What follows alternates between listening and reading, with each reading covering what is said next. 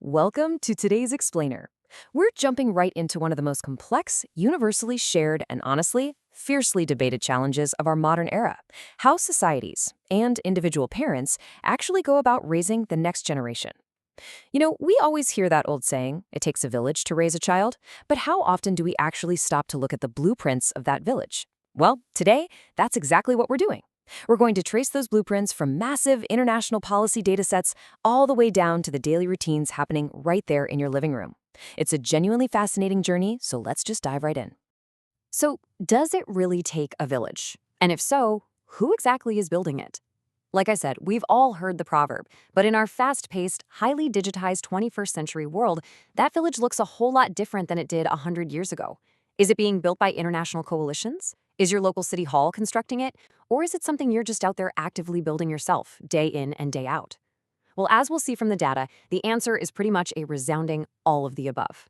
Keep that in the back of your mind as we move through today's insights.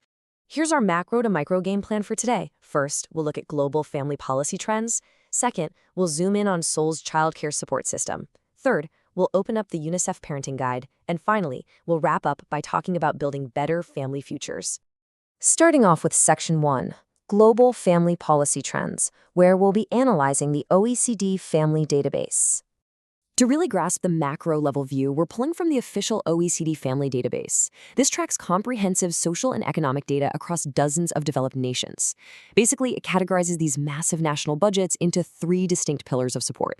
First up is financial support, so your direct child allowances and grants. Then we have employment-related support. Think of maternity, paternity, and parental leave systems that protect a parent's job while they're home caring for a newborn. And the third pillar is childcare services, literally the funding for daycare centers, preschools, and early childhood education. Every single OECD nation uses its own unique mix of these three pillars to construct their foundational global family policy. It's really the structural base of the village. Now, when we break those financial strategies down across OECD nations, a very distinct policy mix emerges.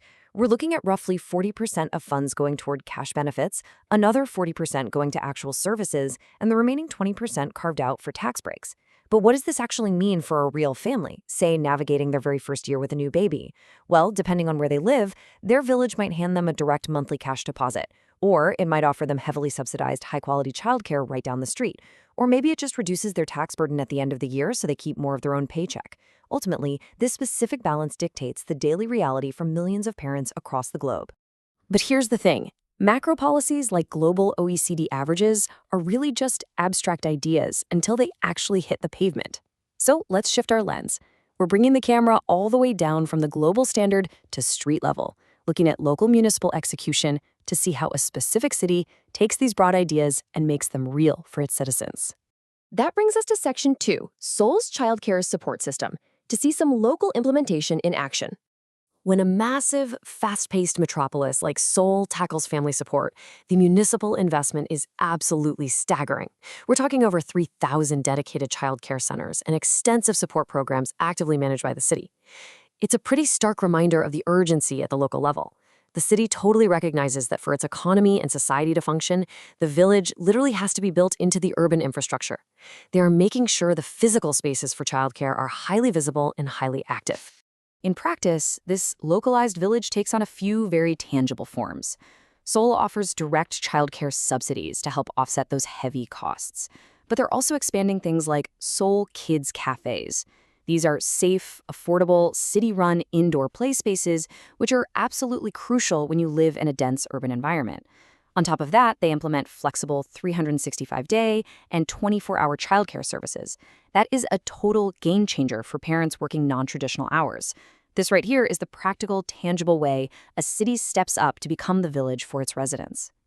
Okay, so systemic support from governments and cities provides the money, the buildings, and the leave time, right? But all of that really only exists to make developmental support possible. That's the intimate, day-to-day, emotional and physical care provided by parents and caregivers. So what exactly should be happening inside the home once that systemic support has done its job? Let's look at Section 3, the UNICEF Parenting Guide, which gives us actionable guidance for the home. Transitioning right into the living room, official UNICEF guidance outlines 3 very actionable steps. Step 1 is to establish consistent daily routines. Predictability actually helps children feel safe and secure, which significantly lowers their stress levels. Step 2 is to monitor and encourage developmental milestones. Now, this isn't about putting pressure on the kid. It's just about paying active attention to how they talk, play, and move, so you can support them exactly where they are. And step 3, engage in playful interaction. Play is literally the work of childhood. It is how their brain architecture is physically built, right there on the living room rug. The official guidance puts a massive emphasis on the absolute necessity of emotional connection, specifically providing responsive caregiving with warmth and consistency. Basically, this means observing your child's cues and responding to them directly. And honestly, this beautifully grounds all that heavy structural OECD data and municipal policy into pure human emotion. Because at the end of the day, all those billions of dollars in tax breaks and subsidized programs, they exist simply to give parents the time and the mental bandwidth to provide exactly this kind of deep emotional connection. Which brings us to our final section, building better family futures, synthesizing all these pillars of support. To wrap things up, we have to look at the big picture. To truly thrive, a child relies on all 3 pillars we've covered today.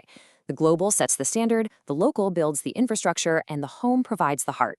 So the question is, how will you use these global standards, local policies, and expert tools to shape the next generation in your own community? We've given you the structured overview here, but the real work happens off-screen. I highly encourage you to check out the source links for the OECD database, the Seoul Metropolitan Government, and the UNICEF guides to dive even deeper for yourself. Thank you so much for joining me for this explainer of the source material. Keep learning, keep building your village, and I'll see you next time.